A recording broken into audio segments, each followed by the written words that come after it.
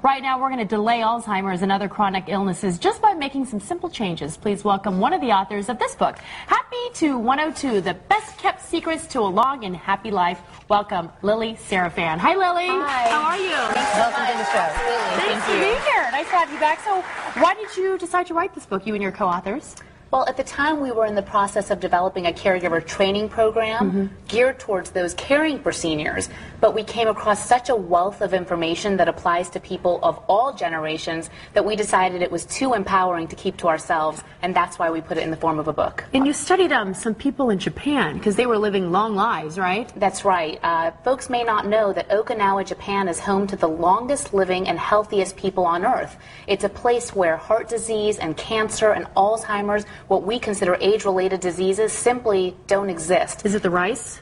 I was going to say, is it the fish? Sushi. Yeah. Absolutely. The fatty fish is definitely a part of the diet, along with 4 other areas of lifestyle factors that contribute to their incredible health. So it's not genetics. It could be lifestyle changes? That's exactly right. In fact, 1/3 of your longevity is based on genetics, but guess what that means? 2/3 is based on lifestyle factors, things that we can modify starting tomorrow. So you're never too young. You're absolutely never too young. In fact, so many of the tips that we outline in Happy to 102 are geared toward those even already in their 80s or 90s. Wow. Okay, so let's just talk about some of the categories you have in the book. Healthy diet. What kind of changes should we do to delay Alzheimer's and other illnesses? Well, a great rule of thumb is if it's good for your heart, it's good for your brain. So that means your cholesterol, your blood pressure, upping the antioxidants and omega-3s, just replacing some of your snacks, defaulting to fruits and vegetables as opposed to a heavy meat diet. It is amazing. Not only does that make you look good and feel good, but it helps you to delay the onset of dementia. Is there some things you can do, like exercises, that, not be a couch potato, for example? Absolutely. People may know that physical activity helps their heart and helps them feel better, but I spoke about it last time. It affects the memory region of your brain. So physical activity, again, can help you delay the onset of dementia, which is something that I know everyone is concerned with today. Yes. So people in their 60s, 70s, and 80s, I mean, what kind of exercise? Are you talking about walking, or what can they do? Sure. And so it could be something as simple as walking. What happens, in fact, is not only does muscle loss contribute to a lack of physical activity, but also a fear of falling, since it is a leading cause of death for people already in their 70s or 80s. And you can address that in a few ways. Wearing sturdy shoes, a wide rim hat to reduce glare, or having a professional caregiver with you so that you can feel safe at all times. Okay. Wow. And then, how can we sharpen our minds? Do those games work? Like, the crossword puzzles and... You might think that's too good to be true, too easy to be true, but I'd have to tell you that that's exactly right. Crossword puzzles, Sudoku, memory exercises, even just remembering what you ate each day can definitely improve cognitive function. Can you go backwards? I mean, somebody who's already started with symptoms, is there some way to... slow it down? Yeah.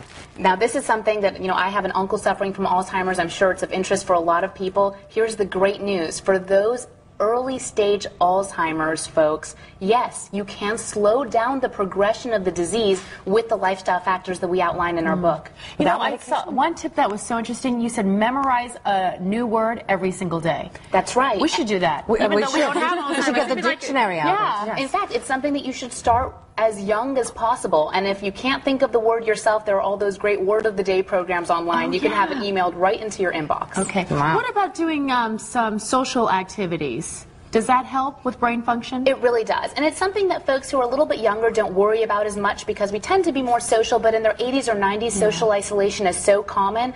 What we love to recommend are games like Bridge because it's a combination of social ties and mental stimulation. Okay. Get them both taken care of at one time in a fun environment. That's a good idea. If you have someone in your family or in your friend group that you think might be starting with this, I mean, how can you notice? What are the signs? How can you know the symptoms of the disease? Well, it can be simple things like wandering, forgetfulness, finding maybe even little scratches on the car that indicate that perhaps someone was confused when driving in the day or at night. And the best thing to do is just to consult with your geriatric physician or healthcare professional. Now, do we want to live to 102? You said, this was interesting, because you said, when we were talking about this earlier, you said, I don't want to live to 102. And I said, that's because you're your age. At my age, I'm thinking 102 is looking pretty good.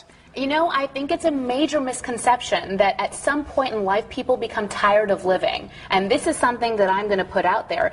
says, I'm tired of living, we consider it suicidal thinking. What? We have to start developing the same mindset for those in their 80s or 90s. What about in your 30s? It's not, I just want to take a break. I don't want to, that's it. No, it's a major misconception. If those in their 70s knew it was possible with a few lifestyle changes to live another 30, 40%, that in itself would give them the positive outlook on life that it requires to live a life of healthy longevity. You also talk about home care, and that's very important to living to 102. Why is that? Well, home care in many ways. One, it's the best way to maintain independence for those already in their 80s or 90s. If you're suffering from some form of dementia, keeping clients or seniors in a familiar home environment is incredibly important. It also reduces the risk of falling or infection. So all of those things combined make home care the best alternative. Versus just being at a facility. That's exactly right. Unknown to them? Well, a facility, there are a few things. You typically have one caregiver for every 12 residents versus one-on-one in home care. So that's just another factor that contributes to the importance of home care as our senior care solution. And the expense of it, I'm sure. Oh, yeah. It's more expensive. Yeah. I have one more tip that I want to talk about. It was the 80% rule. That's something I could apply. What's that rule? That's exactly right. Eating, right? The 80% rule comes from Okinawa, Japan, and it has to do with eating. It has to do with eating until you're 80% full. And it's such a simple rule of thumb, but it's so important because what we tend to do if we overeat is we over-metabolize our system, sort of like a car. We just run it down. So to stay fit and healthy and keep your blood pressure and cholesterol in check, it's important to follow that 80% rule. To stop eating when you're still a little bit hungry. Just a little bit hungry, because remember, it takes the brain about 20 minutes to register how full you are. Oh, I could probably drop 10 pounds doing that. Before your wedding. Yeah, before my wedding, I'll need that. Lily Sarafan, the book is Happy to 102. Thank you so much. She's got more tips on her website and more information, so thank you so much. Thank you.